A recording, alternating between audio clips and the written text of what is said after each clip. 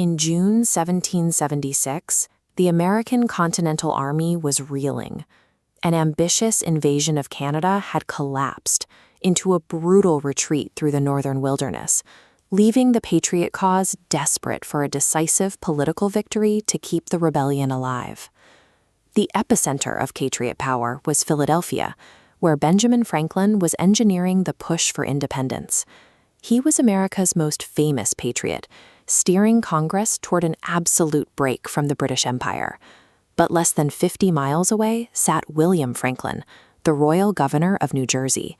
He was a staunch, unwavering loyalist to the British crown, sworn to uphold the king's law.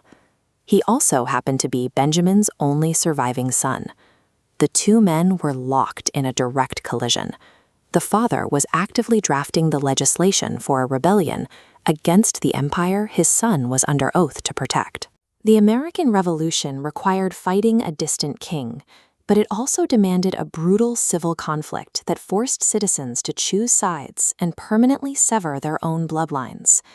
Throughout the spring, the political mood in the colonies hardened. Escalating violence and widely read pamphlets like Thomas Paine's Common Sense convinced a critical mass of Americans that reconciliation was impossible. For the delegates in Philadelphia, geography dictated strategy. With New Jersey sitting directly across the Delaware River, a loyalist government on their border posed an unacceptable military threat. On June 19th, the New Jersey Provincial Congress took decisive action. They unilaterally dismantled royal authority and authorized the drafting of a new independent state constitution. They offered William Franklin a chance to step down quietly on parole.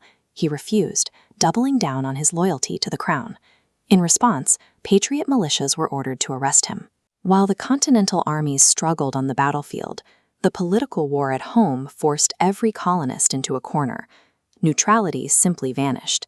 You were either a patriot or you were committing treason against the new state. Back inside the Continental Congress, delegates received urgent dispatches from New Jersey. They learned that the local militia had moved to apprehend the royal governor. This created an immediate procedural problem. The Congress had to officially decide where to imprison a high-ranking royal official, fully aware that this official was the son of the man sitting right across the room. If you look at the written records from those June sessions, you might expect to find Benjamin Franklin pleading for leniency or recusing himself, but there is absolutely no record of him asking for clemency. Instead, the journals show him methodically working through standard congressional business, managing Indian affairs, establishing postal expresses, and drafting treaties for foreign alliances. His silence in the chamber was his definitive answer. He allowed the legislative machinery of the Revolution to process his son without any interference.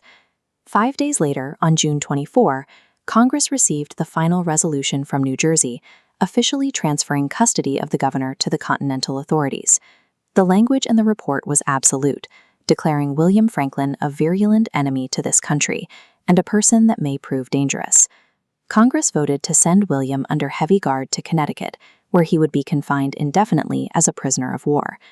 Benjamin Franklin was present on the floor during this vote. Faced with a choice between his political convictions and his own flesh and blood, he chose the rebellion. To forge an independent nation, the Founding Fathers had to accept that the enemies they were fighting were, in some cases, the people sitting at their own dinner tables. William spent over 2 years in solitary confinement. He was eventually released in a prisoner exchange, spent the rest of the war aiding British forces in New York, and died in permanent exile in England. Benjamin never forgave him. The political rupture permanently destroyed their relationship, and the two men remained estranged for the rest of their lives. Years later, Benjamin wrote privately about the deep sorrow the estrangement caused him, a quiet admission of the human cost behind his public resolve.